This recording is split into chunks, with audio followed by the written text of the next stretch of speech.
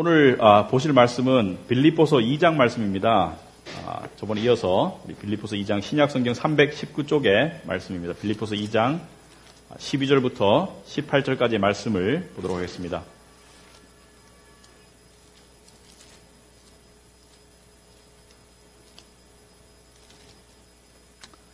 찾으신 줄 알고 제가 읽도록 하겠습니다. 빌립보서 2장 12절부터 18절까지의 말씀입니다. 그러므로 나의 사랑하는 자들아, 너희가 나 있을 때뿐 아니라 더욱 지금 나 없을 때에도 항상 복종하여 두렵고 떨림으로 너의 구원을 이루라. 너희 안에서 행하시는 이는 하나님이시니 자기의 기쁘신 뜻을 위하여 너희에게 소원을 두고 행하게 하시나니 모든 일을 원망과 시비가 없게 하라.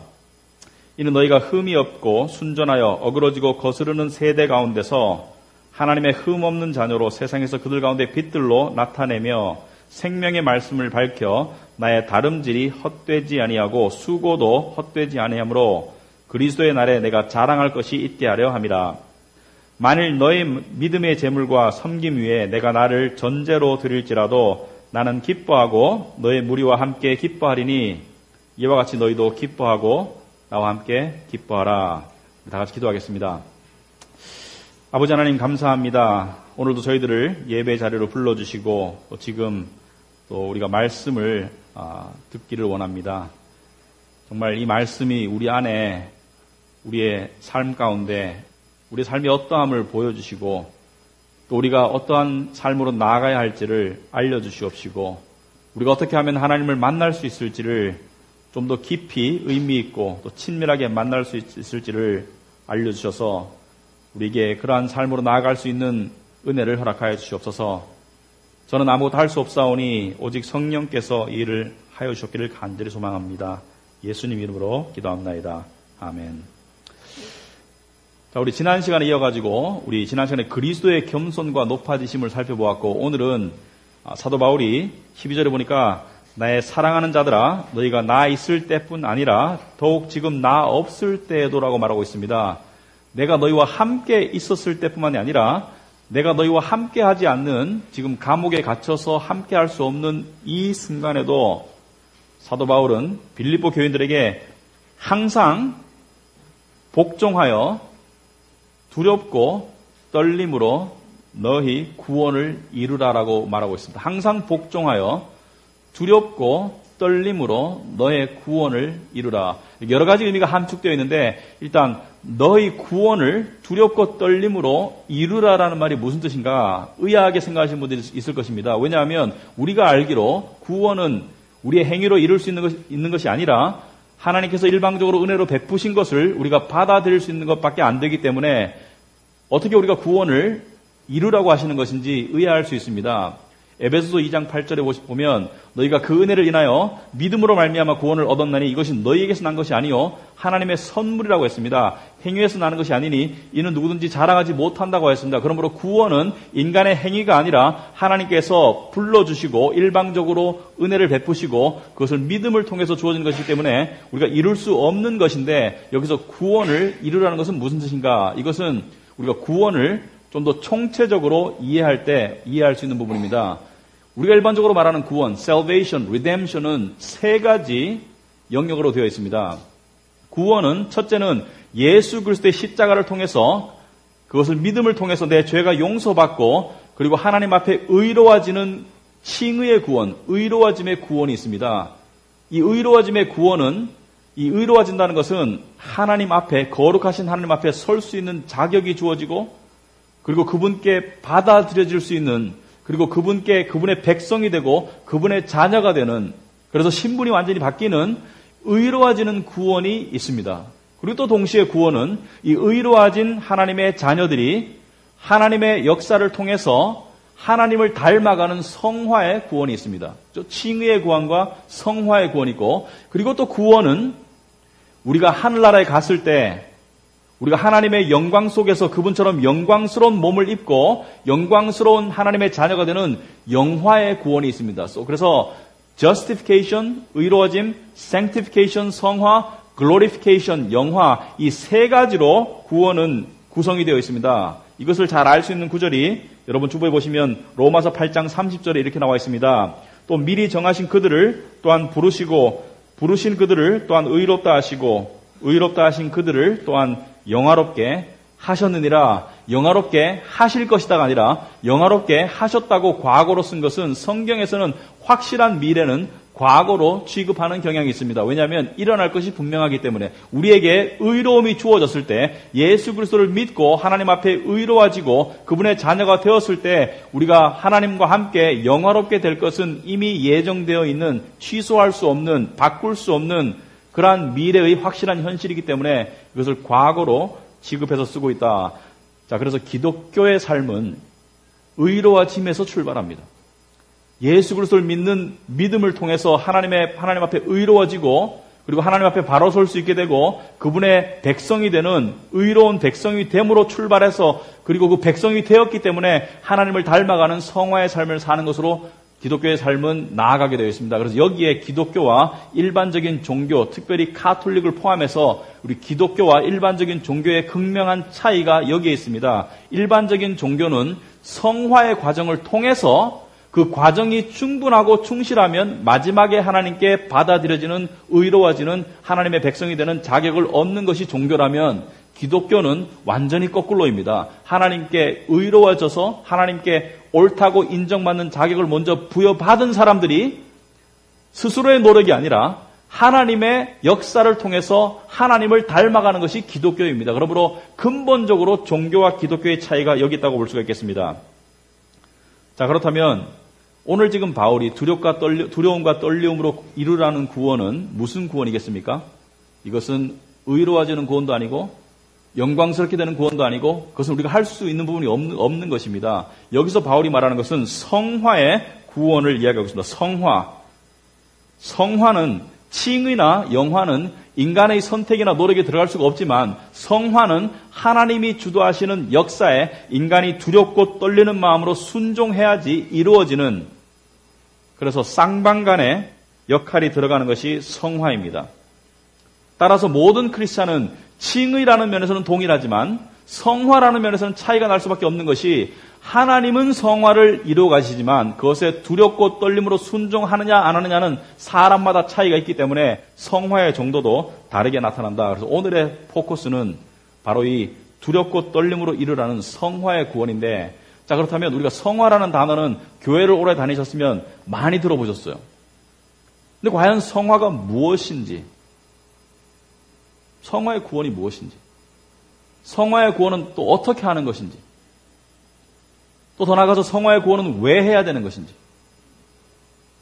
요즘 사람들 특히 요즘 신세대들은 그냥 하라고 하면 좋아하지 않습니다. 왜 해야 되냐고 반드시 물어봅니다. 왜냐하면 왜가 중요하기 때문에 성화의 구원은 무엇이고 어떻게 하는 것이고 더 나아가서 성화의 구원은 왜 해야 되는 것인가? 여러분 성화라는 단어를 떠올릴 때 여러분은 무슨 생각을 하시는지 모르겠습니다만 일반적으로 성화라는 말을 들으면 사람들은 뭐 죄를 멀리하고 또 삶이 의로움 가운데 하나님을 닮아가고 또 교회 안에서 봉사를 열심히 하고 그래서 신앙이 두터워지는 것을 성화라고 그런다고 생각합니다. 그래서 우리가 성화를 생각할 때는 외적인 행동이나 죄를 짓지 않는 그러한 삶에 초점을 맞추고 있지만 진정한 의미의 성화는 성화의 핵심이나 성화의 근본은 행동의 변화나 죄를 멀리하는 것이 아닙니다. 그것은 결과물이지.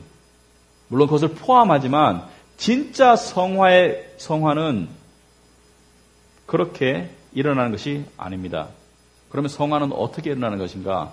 우리가 성화를 잘 모르기 때문에 성화를 부담스러워요. 성화를 잘 모르기 때문에 성화를 원하지 않아요. 성화를 해야 된다는 부담은 가지고 있지만 성화를 적극적으로 찾지 않는 것은 우리가 성화 속에 주어지는 특별한 은혜를 모르기 때문에 그렇습니다. 그래서 오늘 그것을 중점적으로 살펴보길 원합니다. 오늘 12절, 13절을 살펴보겠습니다. 사도 바울은 그러므로 나의 사랑하는 자들아 너희가 나 있을 때뿐만 아니라 더욱 지금 나 없을 때에도 항상 복종하여 두렵고 떨림으로 너의 구원을 이루라. 13절에 너희 안에서 행하시는 이는 하나님이시니 자기의 기쁘신 뜻을 위하여 너희에게 소원을 두고 행하게 하시나니. 자, 여기서 다른 거는 다 잊어버리시고 일단 이 두 구절만 보겠습니다. 12절 마지막에 보면 두렵고 떨림으로 너의 구원을 이루라라고 그랬고 13절 처음에 보면 너희 안에서 행하시는 이는 하나님이시라고 그랬습니다. 그죠? 두렵고 떨림으로 너의 구원을 이루라고 그랬고 너희 안에서 행하시는 이는 하나님이시라고 그랬습니다. 그러므로 논리적으로 보면 너희 안에서 하나님이 행하시는 그것을 두렵고 떨림으로 순종해서 이루라는 것이죠. 그러면 성화의 주체는 여전히 하나님이시죠. 하나님이 우리 안에서 행하시는 그것을 너희가 순종하고 두렵고 떨리는 마음으로 이루라는 것이죠. 아시겠습니까? 이것을 영어로 보면 좀 더 분명하죠. 여러분 주보에 보시면 제가 영어로 적어놨습니다. 12절 마지막에 여러분 주보에 보시면 빌립보서 2장 영어로 ESV 바이블이 들어있죠. 12절 마지막에 보면 Work out your own salvation with fear and trembling. 두렵고 떨림으로 work out your own salvation. 너의 구원을 work out. 이루어라. work out은 영어 수고로 운동하다, 이루다 이런 뜻이 있죠. 그 다음에 13절 처음에 보면 for, 왜냐하면 it is God who works in you. 아시겠습니까? It is God who works in you. 너희 안에서 행하시는 분이 누구라고요? 하나님이시기 때문에, 여기서 for는 뭐뭐이기 때문에라는 뜻입니다. 인과관계에서 하나님이 너희 안에서 역사하시기 때문에 너희가 구원을 이루라는 것이죠. 그렇다면 논리적으로 보면 하나님이 우리 안에서 work in 하시기 때문에 우리가 work out 하라는 것이죠. 그죠? 아시겠습니까? 하나님이 work in you 하기 때문에 너희가 work out your own salvation이라는 것이죠. 그래서 하나님이 work in 하는 것을 너희가 work out 해라. 우리가 이게 너무 복잡해서 2주간에 걸쳐서 살펴볼 텐데, 자, 오늘 제가 여러분에게 던지고 싶은 질문이 있어요. 하나님이 너희 안에서 행하시는 그것이라고 말할 때, 하나님이 너희 안이라고 말할 때, 이 너희라는 것은 공동체적으로 너희들 안이라는 뜻도 있고, 개인적으로 너희 안이라는 뜻도 됩니다. 그런데 우리가 오늘 개인적으로 먼저 살펴보겠습니다. 개인적으로 너희 안이라고 말할 때, 여러분은 얼핏 하나님이 내 안에서 행하시는 것이 무엇이다라고 말할 때 내 안이라는 개념이 뭐라고 생각하십니까? 어느 안이라고 생각하십니까? 구체적으로 말하면 어느 안이냐? 내 몸뚱아리 아니냐? 내 마음 아니냐? 내 감정의 아니냐? 내 정신의 아니냐? 내 영의 아니냐? 너희 안이라고 말할 때 이 너라는 것은 제가 알기로 우리 인간 존재의 에센스, 우리 인간 존재의 핵심을 말하는 것입니다. 그죠? 하나님이 내 몸뚱아리 안에서 행하시는 게 아니죠. 구원을. 내 몸뚱아리 안에서 행하시는 것이 아니라 나라는 존재의 essence, the essence of my very being, 나라는 존재의 핵심 안에서 이 일을 이루시는데 이 나라는 존재의 인간 존재의 핵심이 무엇이냐? 제가 너무 복잡하게 생각하는 것입니까? 아니면은 이 필요한 질문인 것 같습니까? 필요한 질문입니다. 좀 더 들어보시면 아시게 돼요. 여러분 성경 속에서 이런 말 있죠. 너는 마음을 다하여 여호와를 신뢰하라. 자, 이 마음을 다해서 여호와를 신뢰하라. 또는 전심으로 여호와를 찾으라. 자, 전심으로 여호와께 전부 드려라. 이 전심이라고 말할 때 이건 뭘 말하는 거냐 도대체 뭘? 알 것 같으면서도 우리는 잘 몰라요. 내 존재의 핵심이 무엇이냐? 여러분 예를 들어서 우리는 부르기 편하게 마음이라는 단어도 쓰고 감정이라는 단어도 쓰고 또 감정과 대비해서 이성이라는 단어도 쓰지만 어떻게 보느냐에 따라 가지고 이것이 명확하게 구별이 안 됩니다. 사실은. 이성은 감정을 포함하지 않은 게 아니에요. 예를 들어서 이성은 감정의 동요가 없는 생각이 이성이고 감정은 감정의 동요가 있는 상태에서의 생각이 감정입니다. 그러므로 이성도 감정을 포함하고 있고 감정도 이성을 포함하고 있어요. 우리가 무 자르듯이 딱 자를 수가 없어요. 그렇다면 이 모든 것을 뭉뚱그려서 내 안에 있는 정신, 마음, 이성, 감정 모든 것을 뭉뚱그려서 한 단어로 나라는 존재를 표현하면 뭐라고 말할 수 있겠는가? 그 해답을 저는 시편 42편에서 찾고 싶습니다. 시편 42편 1절에 보면 하나님이여 사슴이 시냇물을 찾기에 갈급함 같이 내 영혼이 주를 찾기에 갈급하다. soul, 그죠? my soul. 그 다음에 2절 보니까 내 영혼이 하나님 곧 살아계시는 하나님을 갈망한다. My soul longs for the living God. My soul. 그래서 영혼이 저는 나라는 인간 존재의 핵심이라고 생각합니다. 바로 영혼이 바로 나입니다. 그런데 여기까지 오고 보니까 문제는 이 세상의 수많은 사람들이, 이 세상의 수많은 영혼들이 영혼을 망각한 채 살아가요. 이 세상의 수많은 영혼들이 자기 존재의 에센스, 자기 존재의 핵심을 모르는 채 살아가기 때문에 너무나 참 어떻게 보면 동물적이죠, 사람들이.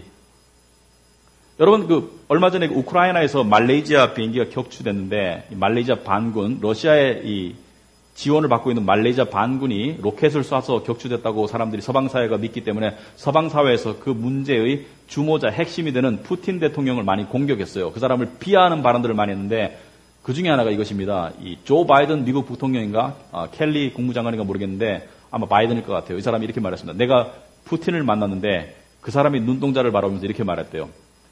당신의 눈안을 들여다보니까 당신 속에는 영혼이 없는 것 같군요. 그럼 무슨 뜻입니까? 영혼이 없는 것처럼 보이는 영혼. 이 영혼이라는 단어는 고대 사회에서, 과거에서 가장 자주 쓰이던 단어입니다. 여러분, 인디안 영어 보면 영혼이라는 말 빼면 영어가 안 되죠. 영혼. 근데 이 단어만큼 오늘날 현대에서 실종된 단어가 없어요. 왜냐하면 오늘날 사람들은 너무나 동물적으로 변해가고 있습니다. 자신의 욕구와 자신의 육체적인 갈망과 그것을 추구해 나가는 것.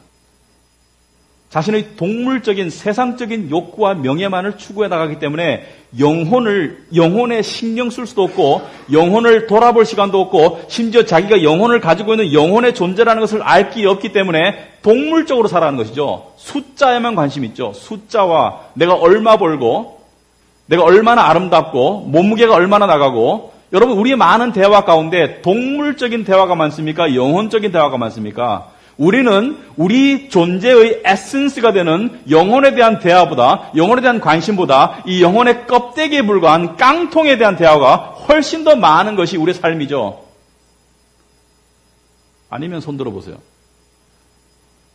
또 더 나아가서 현대에 올수록 우리는 문명 종속적인 존재들이 되어갑니다. 문명 종속적인 존재들. 무슨 말이냐면 우리의 문명은 자동차를 비롯해서 갖가지 것들을 만들어내죠. 컴퓨터, 스마트폰, 그리고 물건을 우리가 만들어 놓고 우리가 못 가져서 안달해요. 그죠? 새로운 물건을 만들어 놓으면 그걸 가져야 돼. 그리고 너무나 많은 신경과 너무나 많은 정신과 너무나 많은 시간과 너무나 많은 물질이 문명적 이기로 투자되고 집중되는 가운데 우리는 문명 종속적, 좀 더 구체적으로 말하면 기계 종속적인 동물적인 형태의 인간으로 변해가고 있어요. 인간성을 상실하고 있다는 것이죠. 하나님이 인간성을 부여했다는 것은 그 인간 안에 소울이 있는 거죠. 소울. 그 영혼이 들어있는 나라는 존재가 세상의 욕심 가운데 동물적으로 변해가고 있고 그리고 문명 이기적으로 문명 종속적으로 변해가고 있는 속에서 내 영혼은 얼마나 아파하고 있을까?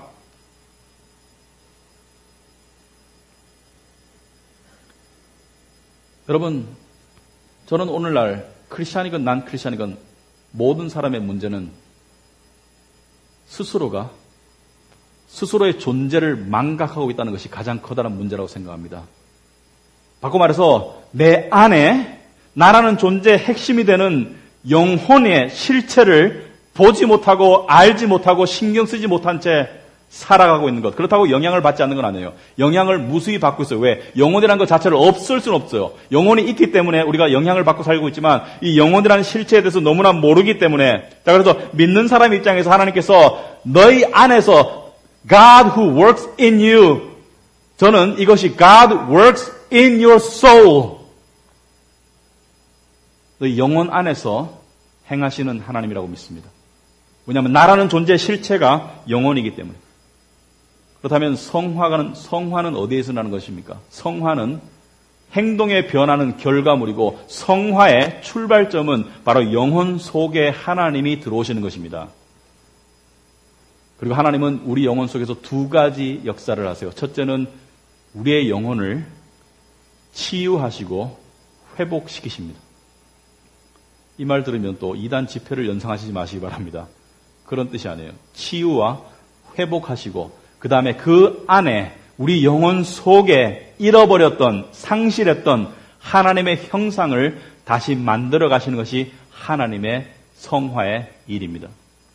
영혼을 치유하시고 영혼을 회복시키시고 그리고 회복하는 동시에 그 안에다가 하나님의 거룩함, 하나님의 사랑의 형상, 하나님의 이미지를 회복하는 것이 성화이다. 자, 그런데 오늘은 영혼의 치유와 회복이라는 점만을 살펴보겠다. 다음 시간에 또 한다는 얘기죠.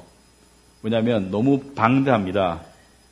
자, 무슨 뜻이냐? 왜 우리 영혼이 치유와 회복이 필요하냐?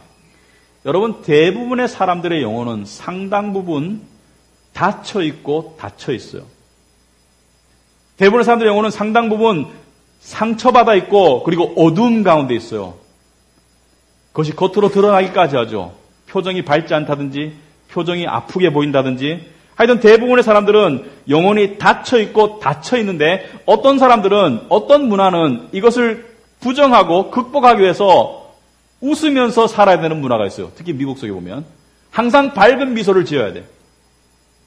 그래서 어떤 신학교에서 어떤 한 학생이 졸업을 일주일 앞두고 그 학생은 밝은 미소를 짓는 아주 상냥한 학생으로 소문이 나는 학생인데 그 학생이 졸업을 일주일 앞두고 기차역에 돌진해서 자살해 죽어버렸어요. 왜냐하면 자기 영혼의 상태와 겉으로의 가면이 너무나 극심히 달랐기 때문에 그 고통을 견디지 못했던 것 같습니다. 아무튼 우리의 영혼은 많은 상처와 아픔과 그리고 멍이 들어있어요. 특히나 관계 속에서. 그리고 멍이 들고 있어요. 관계 속에서 특히나 우리 영혼은 가장 안전하다고 생각하는 가정이라는 장소 속에서 때로는 가장 심한 상처를 받을 때가 많습니다. 부모로부터, 배우자로부터, 자식으로부터. 우리의 영혼은 항상 언제 다치고 찔릴지 모르기 때문에 항상 방어 기제를 가지고 있어요. 방어를 하고 살고 있어요. 그런데 집에 가면 좀 사람이 느슨해지잖아요. 느슨할 때 우리는 엄청난 칼날이 들어온 적이 많아요. 말이나 폭력을 통해서. 우리 영혼은 많이 닫혀 있습니다. 또한 우리 영혼은 우리가 저지른 죄를 다 알아요. 그래서 죄책감에 시달리고 있어요. 죄책감. 우리 영혼은 수치를 알아요. 우리 영혼은 텔레비에서 사건이 발생될 때마다 그 사건 속에 나온 사람들 손가락질하지만 속으로 너도 그랬잖아. 우리 영혼은 알아요. 우리 영혼은 다른 사람들을 손가락질하는 공격형 방어를 하고 있지만 그 공격 속에서도 마음속 깊이는 나도 저 사람과 다를 바가 없다는 것을 잘 알고 있습니다. 그리고 우리 영혼은 어두움 가운데 있어요. 왜 그러냐면 영혼의 문을 열기가 힘들어요. 왜냐하면 열었다가 너무 닫혀가지고 닫고 하다 보니까 어두움 가운데 있어요. 외로움 가운데 있어요. 여러분 영혼이 닫힌 사람들이 많이 있어요. 여러분 어떤 사람들을 만났는데 두 사람이 대화를 하는데 3시간을 대화했는데도 헤어지고 난 다음에 또 만났는데 새로 만나는 것 같은 이유가 왜 그런 줄 아십니까? 왜냐하면 둘 중에 하나가 영혼을 닫고 대화를 했기 때문에. 아무리 만나도 가까워지지 않는 사이가 있습니다. 왜냐하면 둘 중 하나가 영혼을 닫고 있기 때문에. 그 상대 타입이 나에게 상처 줄 수 있는 타입이기 때문에. 근데 많은 사람들은 이 영혼의 실체를 모르기 때문에 자기가 힘들고 아프고 자기가 우울하고 마음이 무겁고 자기가 가지고 있는 이 정신 상태가 외부적인 자극 때문이라고만 생각해요. 이 상황 때문에, 저 사람 때문에, 이 일 때문에 맞기는 맞아요, 일부는. 그러나 근본적으로는 아니에요, 근본적으로. 왜냐하면, 여러분, 우리 몸은 계속적으로 독성의 물질이 들어옵니다. 그죠? 우리 몸에 독성 물질이 들어와요. 근데 간이 건강하면, 이 독성 물질을 해독하면 피로하고 피곤하지가 않아요. 덜 피로하고 덜 피곤하죠. 그러나, 간이 건강하지 않으면 조금의 독성 물질이 들어와도 우리는 쉽게 피로하고 피곤하죠. 마찬가지로 영혼은 정신의 간과 같은 역할을 하거든요. 그런데 우리 안에 주어지는 여러 가지 상처와 관계 속에서의 힘듦과 삶 가운데 역경들이 들어오더라도 우리의 영혼이 건강하게 살아있으면 그것들을 해독해내면 우리가 그 안에서 다시 회복되고 치유될 수 있는데 우리 영혼이 너무 힘들어요. 너무 딱딱하고 너무 어둡고 너무 닫혀있어요. 그러니까 조금만 독성이 주어져도 우리는 아프고 힘들어요. 여러분 제가 어디로 가는지 아시겠습니까? 성화. 우리를 만드신 하나님이, 우리를 사랑하시는 하나님이 우리에게 원하시는 성화의 출발은 바로 우리 영혼과의 만남에서 시작되고 그 만남의 처음 목적은 치유와 회복입니다. 치유와 회복. 여러분 혼자 있는 시간에 회복이 되지 함께 있는 시간에 회복이 잘 안 될 때가 많아요. 그래서 혼자 있는 시간들이 필요하시죠. 그런데 더불어 하나님과 함께 하신다면 치유와 회복이 정말 있을 수 있습니다. 여러분 영혼의 주인은 누구입니까?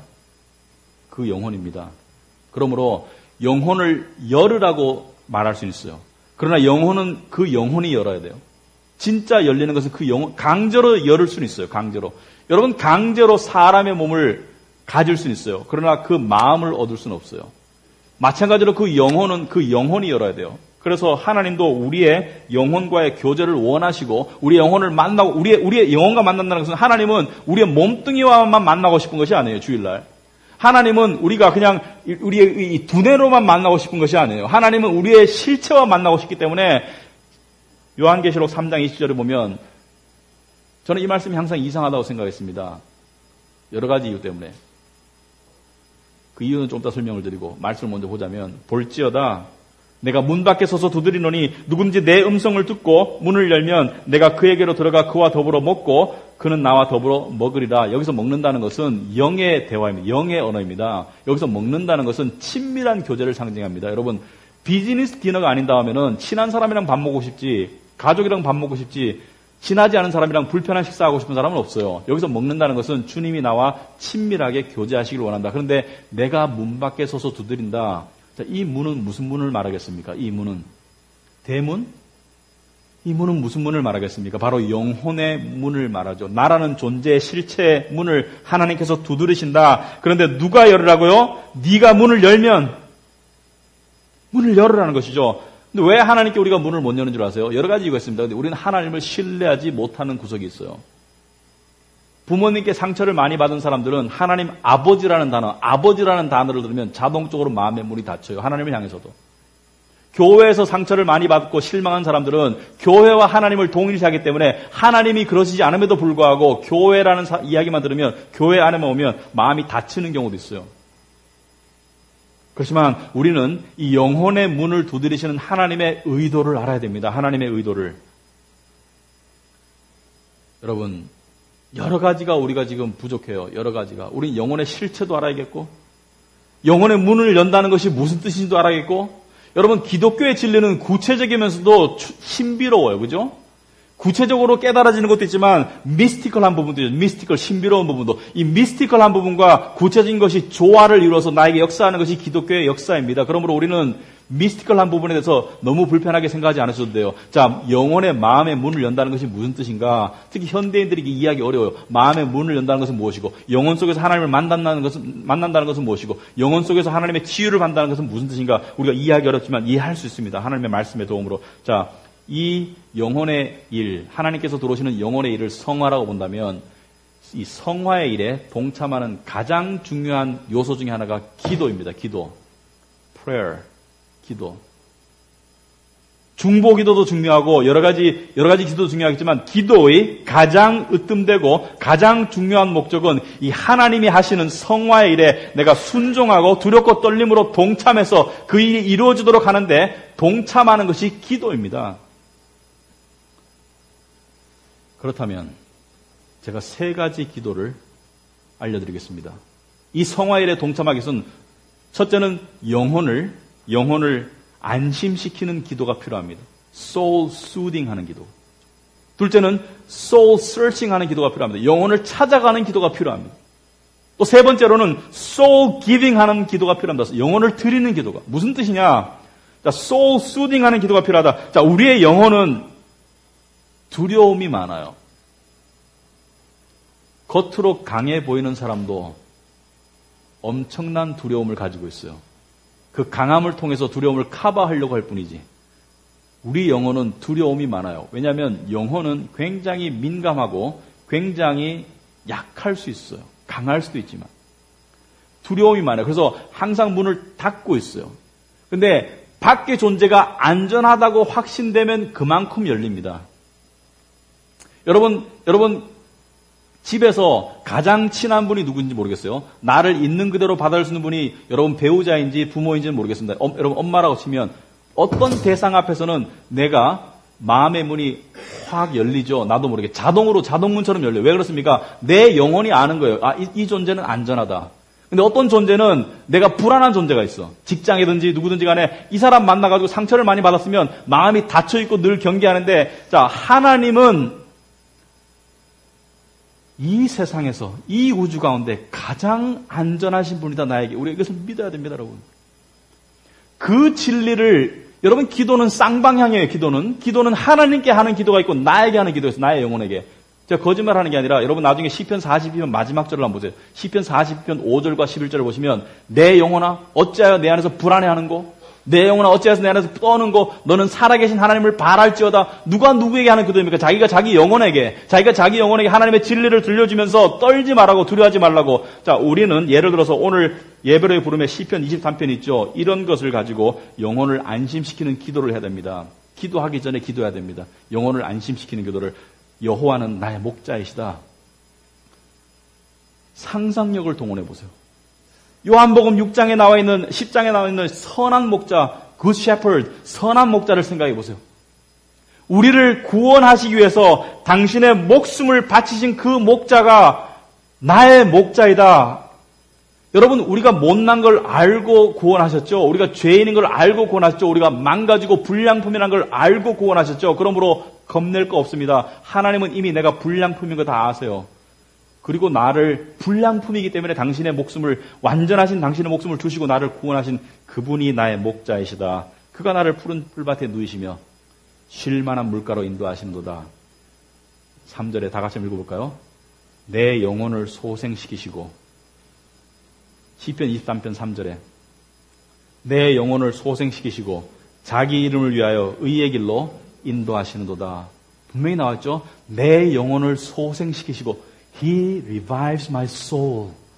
내 영혼을 소생시키시려고 하시는 분이 하나님이고, 내 영혼을 소생시키시를 원하시는 분이 하나님이고, 내 영혼을 소생시킬 수 있는 분이 하나님이고, 내 영혼을 아시는 분이 하나님이라는 것이죠. 그분만이 내 영혼을 소생시킬 수 있다. 내 영혼을 아신다. 내 영혼이 얼마나 상처받고 얼마나 아픈지, 얼마나 무거운지, 얼마나 두려운지 나도 나를 모르지만 하나님은 아신다.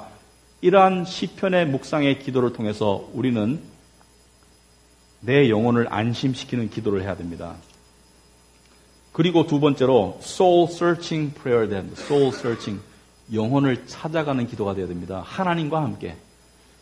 우리는 일상의 이 바쁜 현실 속에서 내 영혼의 존재와 상태에 대해서 너무나 둔감하게 살아가요. 그리고 너무나 이 quick fix, 너무나 빠른 처방만을 하려고 그래요. 그죠? 너무나 이렇게 육체적으로만 또 감각적으로만 만족을 주면 괜찮은 것처럼 속고 살아가고 있지만 문제의 핵심은, 문제의 뿌리는 영혼이라는 것을 우리가 알아야 됩니다. 그러므로 말씀과 기도를 통해서 영혼을 찾아가는 기도를 하는데, 영혼을 searching해 나가는, 영혼을 발견해 나가는, 어떻게 하는 것이냐? 이것이 바로 묵상입니다. 하나님 앞에 그러한 마음으로 내 영혼에 다가와 달라고. 하나님이 영혼에 오실수록 여러분의 영혼의 실체는 더 분명해집니다. 그리고 그것이 느껴져요. 동시에 두 가지가 느껴질 것입니다. 내 영혼의 쓸쓸함, 내 영혼의 아픔, 내 영혼의 무거움, 동시에 하나님이 찾아오시면서 느끼는 내 영혼의 소망 같은 거, 내 영혼의 따스한 손길이 스미는 것 같은 거, 이런 것이 느껴져 온다니까요. 여러분, 기도 가운데 이런 것이 필요하기 때문에 골방에 들어가가지고. 지하철 안에서 안 돼요, 여러분. 지하철 안에서는 그날에 필요한 기도는 될지 모르지만 이러한 영혼을 서칭하는 기도는 정말 나와 하나님과 함께 할 수 있는 그 장소에 가야지 할 수 있습니다. 골방에. 그 기도를 통해서 분명하지만 미스티컬하게 우리는 나의 영혼의 실체를 접근하기 시작합니다. 해본 사람은 알아요. 할 때마다 되진 않아요. 그러나 하면 할수록 더 될 수 있어요. 그리고 영혼의 실제 접근해서 영혼이 느껴지면 이제 영혼을 하나님께 드릴 수 있어요. Soul giving prayer. 전심으로 하나님을 찾으라. 하나님께 드리라. 역대하 16장 9절에 보면 이런 말씀이 있죠. 여호와의 눈은 온 땅을 두루 감찰하사 전심으로 자기에게 향하는 자들을 위하여 능력을 베푸시느라. 여기서 전심으로 자기에게 향한다는 것은 영혼의 문이 하나님을 향해서 활짝 열린 상태에서 내 영혼이 하나님을 향해서 절규하는 것, cry out 하는 것, 그것이 하나님께 전심으로 자신을 드리는 기도입니다. 이런 기도는 5분 안에 10분 안에 그렇게 안 됩니다. 이런 기도는 시간이 걸려요. 이런 기도는 마음이 열릴 수 있는 장소와 공간이 필요해요.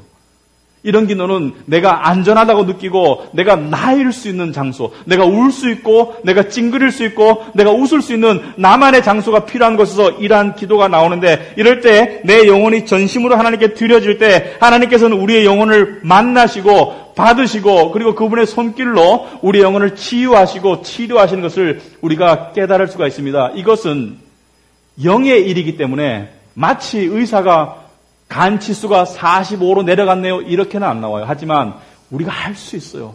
영적인 존재이기 때문에 할 수 있어야 됩니다. 하나님의 수술의 손길이 우리에게 닿으면 조금씩 고쳐집니다. 왜냐하면 여러분, 가시가 박혔을 때 민감한 부분에 그 가시를 빼야 되지만 그 가시를 너무 세게 흔들면 더 아프기 때문에 조심스럽게 가시를 빼듯이 하나님께서는 우리의 영혼에 오셔서 그렇게 섬세한 손으로, 그렇게 조심스러운 성령의 손길로 우리의 영혼에 박혀있는 상처의 가시들을 뽑아나가세요. 뽑아나가세요. 그 뽑아나가는 동안에 고통이 느껴집니다. 과거의 고통에 막혀있던 구멍이 뚫릴 수도 있어요. 때로는 내가 잊어버리고 있던, 내가 수년 전에 겪었던 그 상처를 하나님께서 치유하실 때 어머, 내가 왜 이 생각이 지금 나지? 라고 생각할 수 있습니다. 하나님의 역사예요. 이러한 것을 체험하는 사람이 하나님이 살아계시네, 하나님이 나의 하나님이라는 고백이 되는 것이, 이러한 것을 체험할 수가 있어야 됩니다. 그런데 그럼에도 불구하고 우리는 매일매일 삶 가운데 계속적으로 영혼이 상처받고 멍이 들어갑니다. 그렇다면 때로는 우리가 상처받고 멍이 들 때 하나님을 안 찾을 때가 많아요. 왜? 상처받고 멍들어서 힘들어서. 그렇지만 상처받고 멍들수록 하나님을 더 찾아야 됩니다. 왜냐하면 여러분이 암에 걸렸을 때 암이 진행되는 속도보다 치료의 속도가 더 빨라야지 암이 고쳐지는 것이죠. 암이 진행되는 속도보다 치료의 속도가 없거나 치료 속도가 늦으면 암이 더 진행되는 것이죠. 그러므로 우리가 골마 터지고 상처받을수록 하나님을 더 찾아서 치료받고 회복되면 이 영혼이 살아납니다.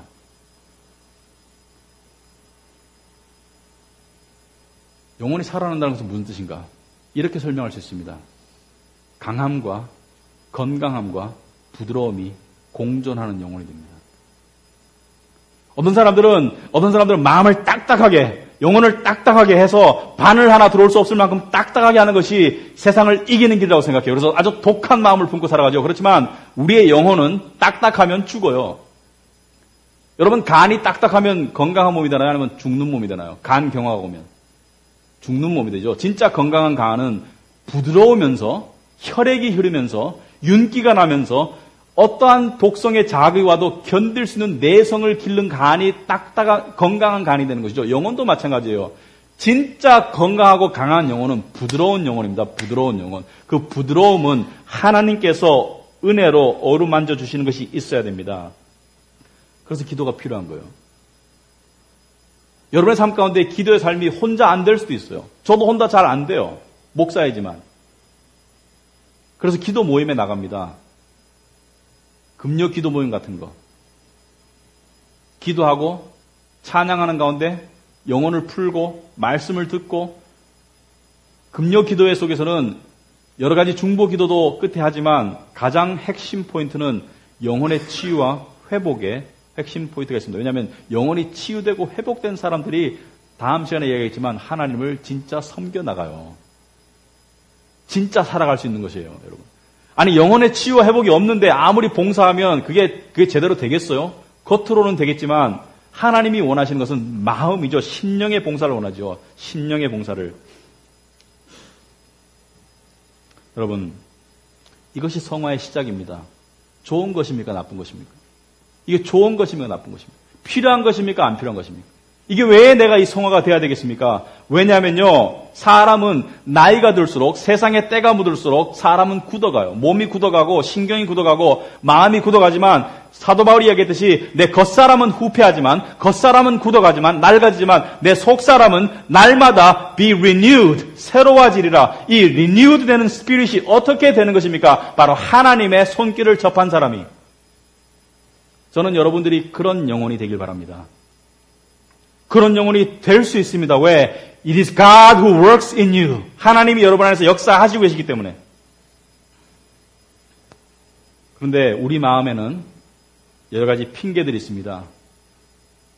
너무 바빠서, 너무 세상의 짐이 무거워서, 해결해야 될 문제들이 있어서. 여러분, 하나님께서 뭐라는지 아세요? 이 가장 중요한 나와의 만남, 영혼 성화의 이 가장 중요한 일을 위해서 나머지는 내가 보살피실 것이니까 나머지는 걱정하지 말고 그냥 열심히 살으래요. 그냥 열심히 일하래요. 열심히 살으래요. 자기 할 바를 하래요. 마태복음 6장 31절에 오면 그러므로 염려하여 이르기를 무엇을 먹을까 무엇을 마실까 무엇을 입을까 하지 말라. 이는 다 이방인들이 구하는 것이라. 너희 하늘 아버지께서 이 모든 것이 너희에게 있어야 할 줄을 아시느니라. 여러분 살다 보면 그럴 때 없습니까? 지나치게 걱정했는데, 지나치게 노심초사했는데, 될 거는 되고, 안 될 거는 안 되고, 또 어떤 것들은 기적적으로 되어지죠. 하나님이 보살피시죠. 하나님 뭐라 하신 줄 아세요? 그런 게 네가 가장 신경 쓸 게 아니다. 너는 먼저 그의 나라와 그의 의를 구해라. 그의 나라를 구하는 것이 바로 성화입니다. 성화. 성화를 통해서 우리 안에 하나님 나라가 들어오시는 거예요. 맞아요. 무거운 짐을 내려놔야 돼요. 무거운 짐을 내려놔야 되지만 여러분들이 무거운 짐을 내려놓을 수 있는 길 또한 성화입니다. 여러분들이 무거운 짐을 내려놓으려면 주님을 만나야 돼요. 예수 그리스도께서 수고하고 무거운 짐진 자들아 다 내게로 오라. 내가 너희를 쉬게 하리라. 너희 영혼에 쉼이 있으리라. 무거운 짐을 놓을 수 있는 것도 성화예요. 그러므로 성화가 되어가는 영혼은 자유함과 평강과 안식과 기쁨과 그 안에 밝음이 들어가는 영혼이 성화가 되어가는 영혼인데 이것은 하루아침에 되는 것이 아니라 지속적으로 점증적으로 하시는 하나님의 역사이시고 하나님께서는 이것을 위해서 날마다 우리 짐을 져 주시기를 원하세요. 믿습니까? 여러분의 삶의 짐을 하나님께서 져 주시기를 원한다. 그래서 하나님은 단지 우리를 사망 가운데서 구원하신 하나님일 뿐만이 아니라 단지 우리를 천국에 데려가실 하나님뿐만이 아니라 하나님은 지금도 우리를 날마다 구원하시기를 이 성화의 구원을 이루기를 원하시는 분이 하나님이시고 더 나아가서 저는 이 말씀에 눈물이 나왔습니다. 13절 보니까 너희 안에서 행하시는 이는 하나님이시니 자기의 기쁘신 뜻을 위하여 너희에게 소원을 두고 행하게 하시나니. 여러분, 하나님의 기쁘신 뜻이 우리의 성화랍니다. 그게 하나님께서 그게 내 소원이다. 너희를 향한 내 소원이, 너희를 향한 나의 기쁘신 뜻이 너의 영혼의 회복과 치유를 통한 성화이고 한번 생각해 봤습니다. 천지 만물을 지으신 하나님께서 이 우주의 주인이신 하나님이 뭐가 아쉬워서 다 같은 먼지 알갱이 같은 그런 자의 영혼을 이렇게까지 살피시려고 하실까? 여러분, 그리스도의 사랑이 우리를 강권한다는 말 있죠? 여러분이 성화를 이루어야 되는 여러 가지 개인적인 목적도 유익도 있겠지만 하나님의 심정을 생각해 보시기 바랍니다. 여러분, 성화의 걸림돌이 뭐죠? 성화의 걸림돌. 이러한 영혼 성화의 하나님의 성화에 동참하는 걸림돌이 바로 육신이죠. 육신의 욕심과 교만과 세상을 향한 이 추구, 또 동시에 육신의 게으름. 나는 특별히 막 육신을 막 세상을 열심히 추구하고 열심히 욕심내진 않지만 아니라고 게으름. 둘 다 육신의 욕망이에요. 쉬고 싶은 욕망, 세상을 쫓고 싶은 욕망. 그래서 베드로가 그랬죠. 사랑하는 자들아, 내가 거리면과 나그네 같이 너희를 권하니 영혼을 거스려 싸우는 육체의 정욕을 제어하라고. 영혼을 거스려 싸우는 육체를 제어해라. 무슨 뜻이냐면 성화는 결국 이것입니다. sanctification은 세상으로부터 떨어져 나가는 거예요. 세상으로부터 세상에 속해서 세상에 살고 있고 세상에서 열심히 내 역할을 하지만 내 마음 중심에 나라는 진정한 나의 자아가 세상을 향한 고착에서 벗어나서 하나님을 향하는 그러한 하늘나라를 향하는 그러한 집착으로 하나님을 향한 집착으로 바뀌는 것이기 때문에 이 육체의 세상을 향한 빨대가 끊기는 아픔이 있죠. 그 아픔의 대가를 치를 수 있는 방법을 알려드릴게요. 예수 그리스도의 십자가를 생각해 보시기 바랍니다. 우리를 만나기 위해서, 우리에게 다가오시기 위해서 당신의 육체를 진짜로 찢으셨죠. 찢기는 아픔, 못이 박히고 옆구리가 창에 찢기고 가시면류관에 머리가 씻겨지는 그 아픔을 통해서 우리와 하나 되기 위해서 우리에게 다가오신 주님의 심장을 여러분이 생각한다면 여러분도 어떠한 고통이 따를지라도 피곤해도 힘들어도 세상의 욕심 때문에 힘들어도 여러분이 그것을 이기고 그것을 거스르고 주님을 만나야 되겠죠. 만나야 합니다. 이 만남이 없는 기독교는 가짜예요. 가짜.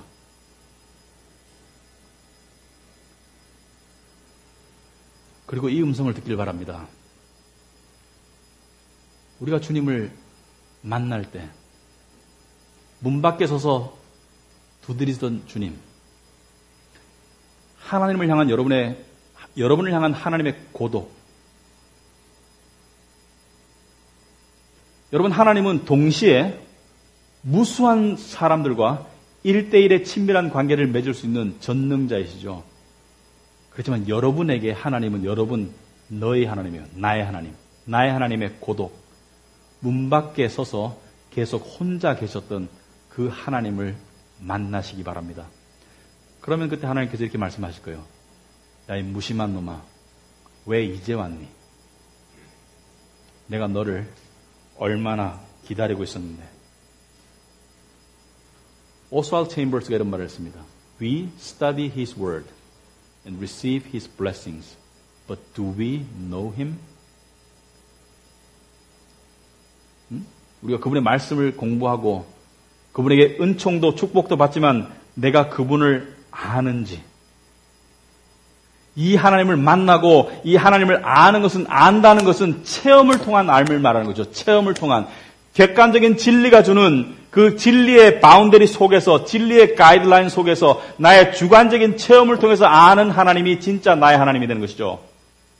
둘 중에 하나도 없으면, 객관적인 진리가 없으면 미신이 되는 것이고, 주관적인 체험이 없으면 죽은 신앙이 되는 것이고, 객관적인 진리가 나의 주관적인 체험이 될 때 이것이 성화의 하나님을 알아감이고, 17절에 보니까 바울이 만일 너의 믿음의 재물과 섬김 위에 내가 나를 전제로 드릴지라도 나는 기뻐하고 너희 무리와 함께 기뻐하리니 이와 같이 너희도 기뻐하고 나와 함께 기뻐하라. 하나님을 알아가는 이 성화의 일이 나의 기쁨이고 너의 기쁨이고, 그 위에 내가 전제라는 것은 제사 지낼 때 쏟겨지는 술잔의 술까지 영어로 말하려고 하네.